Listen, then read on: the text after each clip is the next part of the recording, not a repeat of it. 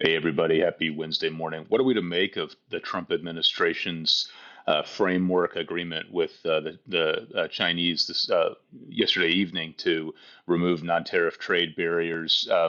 Looking at this, actually examining both sides of the reportage coming out of this, especially the Chinese side, I think this is kind of a framework and a concept of a plan, if you will, to lessen these barriers around chip and chip design software and rare earths, to kind of sort of smooth out that relationship. There's not much there's not much meat on the bone here, right? This really is the agreement in principle to start a framework to start working through things.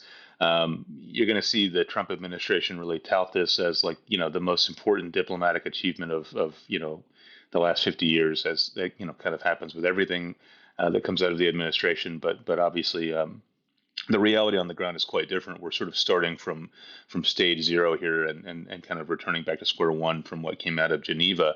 And I think for that reason, it's important to step back and think about what both sides need here. Obviously, the Chinese need chips; they need chip design software, and the U.S. needs rare earths for its cars, its chips, and its defense industry.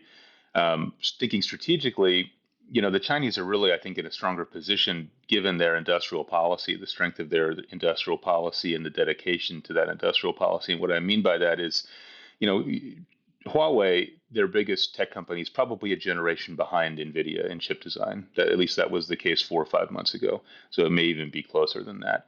At the same time, they have this, massive control over rare earth minerals and the production of those for all these different industries that we've talked about, including chips. And these things are not accidents. They're both the result of strategic prioritization from the party, from a very technocratic party, on what should be focused on going forward for the economy. At the same time, the U.S. has no plan like this. We're sort of using the advantage we have temporarily in chips, to make this negotiation happen.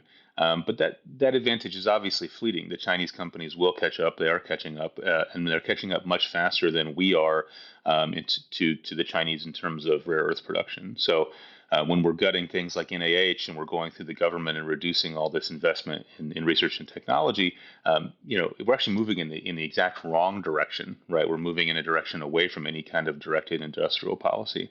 And one final point would be, if you go and look at the Chinese reportage on this, what their diplomats are saying, it continues to support my thesis that they're going to keep trying to take the moral upper hand here and talk about sustainable development, talk about global development, whereas the U.S. and the Trump administration kind of only talks about itself.